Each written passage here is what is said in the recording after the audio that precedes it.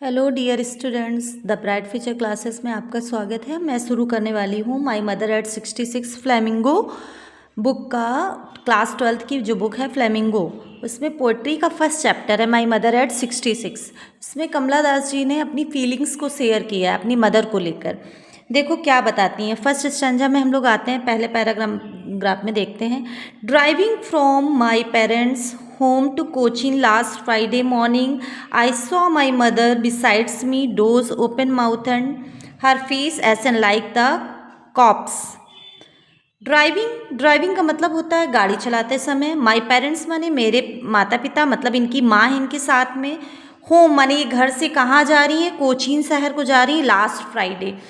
मतलब कोई भी स्टूडेंट्स होता है, कोई भी बच्चा, वो अपनी पढ़ाई को करने के लिए अगर कहीं बाहर जा रहा है तो उसको लेकर, मतलब मदर को लेकर उस बच्चे की फीलिंग्स के बारे में शेयर करना इसमें बताया गया है। कैसे मतलब बच्चे बाहर जाते हैं, पेरेंट्स उनके बाहर भेजते हैं बच्चों को, लेकिन बच्चे क्या होते हैं, बच्चों को लगता है एक बार कि मेरी माँ की, फिर वो अपनी माँ की केयर के बारे में बहुत अच्छे से समझ सकते हैं, अपनी माँ की केयर बहुत अच्छे से करते हैं। जो बच्चे घर में रहते हैं उतना केयर नहीं कर पाते हैं, लेकिन जब बच्चे बाहर जाते हैं पढ़ने के लिए तो वो फीलिंग्स, उनकी फीलिंग्स देखो क्या होती हैं। वो बहुत ज़्यादा अपनी माँ को लेकर बहुत ज़्यादा केयरिंग होते हैं, माँ पापा दोनों को इसमें बताया गया। इसमें लेकिन कमला दास की माँ ही हैं जो कि 66 ईयर की हो गई हैं।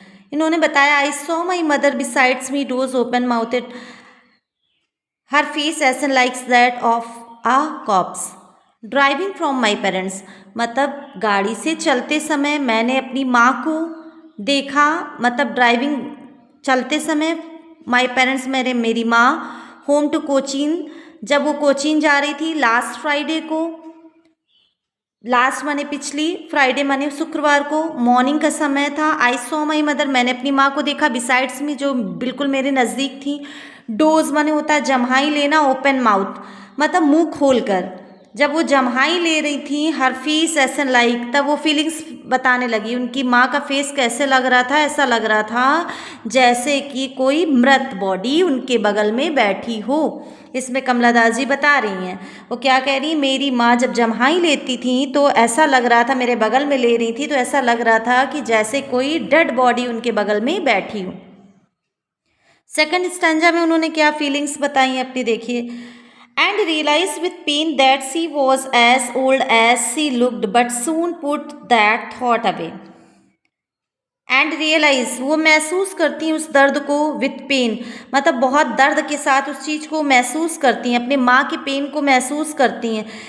किस चीज़ का पेन? अपनी माँ को खोने का डर। मतलब कोई भी नहीं चाहता कि मेरे पेरेंट्स मेरे से दूर हो जाएं, लेकिन ये रियल ट्रूथ है कि पेरेंट्स किसी के भी हों, पेरेंट्स हो, बच्चे हैं, कोई भी है, तो वो सच ये है कि किसी की डेथ कोई डेफिनेट नहीं है कि इस टाइम पे ही होगा, और डेथ सबको आनी है, ये ट्रू है, ठीक है। लेकिन इसके बावजूद भी क्या करते हैं हम लोग, उस पर एक पाल की तरह मतलब आवरण ढकते रहते हैं कि डेथ हो सबको आनी, लेकिन एग्जैक्टली किसी को पता नहीं है, इसलिए हम लोग उसको हाइड करते रहते हैं और अपनी लाइफ को, कैसी प्रोस्पेक्टिव लाइफ को जीने का प्रयास करते हैं। अब देखो इसमें इन्होंने क्या बताया, एंड रियलाइज विथ पेन, जब उन्हें दर्द होता है अपनी माँ को खोने का, सी वॉज एज ओल्ड एज, वो उतनी बूढ़ी, जितनी बूढ़ी 66 ईयर की हो गई थी उतनी वास्तव में वो दिखाई दे रही थी। Looked but soon put that thought away, लेकिन तुरंत ही उन विचारों को उनसे दूर करती हैं, क्योंकि कोई भी व्यक्ति ज़्यादा दुख में बार बार वही सोचते रहोगे तो आपके निगेटिव थॉट होंगे। आप उस निगेटिव थॉट को दूर करने के लिए कुछ न कुछ नया करने की कोशिश करते हैं। उसी समय कमला दास जी क्या करती हैं, अपने विचारों को हटाती हैं और बाहर देखती हैं।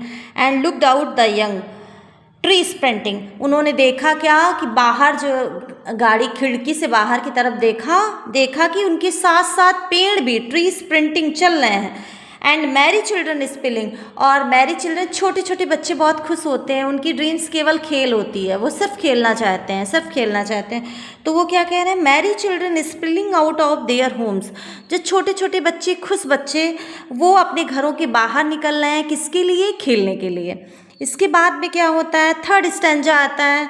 अभी अपने पेन को और ज़्यादा, मतलब माँ से एकदम अलग होने वाली हैं तो इनको और ज़्यादा पेन हो रहा है, इतना पेन है कि ये अपनी माँ को बिल्कुल छोड़ना नहीं चाहती हैं। अब इसमें बताएंगी क्या होता है।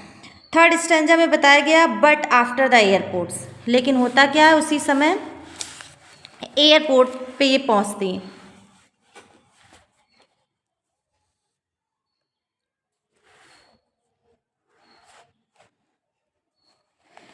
But after the airport security check standing a few yards away, लेकिन एयरपोर्ट की जो ये एयरपोर्ट पे पहुंच जाती हैं, सिक्योरिटी चेक वहाँ पे क्या होती है, चेक करने के लिए सिक्योरिटी गार्ड्स रहते हैं।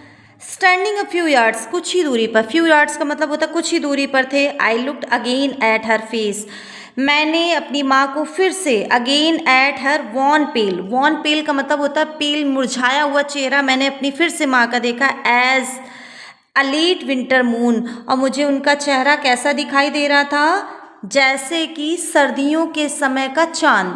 सर्दियों में चांद क्या होता है, गर्मियों में चांद को आप देखो तो वो रात को खूब शाइनिंग, मतलब बहुत ज़्यादा शाइन करता हुआ दिखाई देगा, लेकिन जब आप सर्दियों में उसी चांद को देखते हो तो वो बादलों में छिपता हुआ दिखाई देता है, बिल्कुल डिम, बिल्कुल नहीं दिखा। कभी कभी तो क्या होता है, चांद ऐसा दिखाई देता है कि बादलों के अंदर घुसा जा रहा है, जा रहा है, जा रहा है, अंदर की तरफ जा रहा है, ये बिल्कुल ऐसा प्रतीत होता है और ये रियलिटी है। उसी तरीके से वो अपनी माँ को एक्सप्रेस कर रही हैं कि मेरी माँ का फेस ऐसा लग रहा था जैसे कि विंटर का कोई मून हो।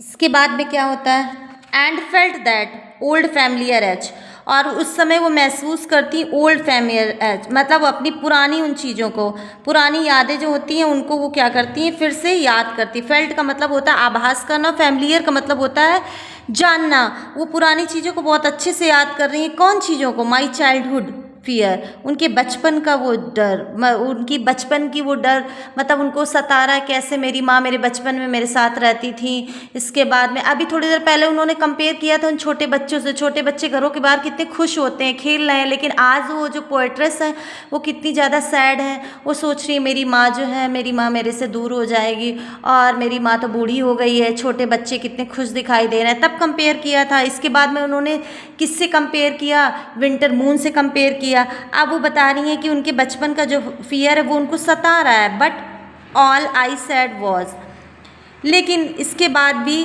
वो क्या कह रही हैं, मैंने उनसे कहा सी यू सून अम्मा, मैं आपसे बहुत जल्द मिलूंगी, मतलब उनको दर्द है, पता नहीं मेरी माँ मिले या ना मिले, लेकिन फिर भी वो कह रही सी यू सून अम्मा, मैं आपसे बहुत जल्द मिलूंगी।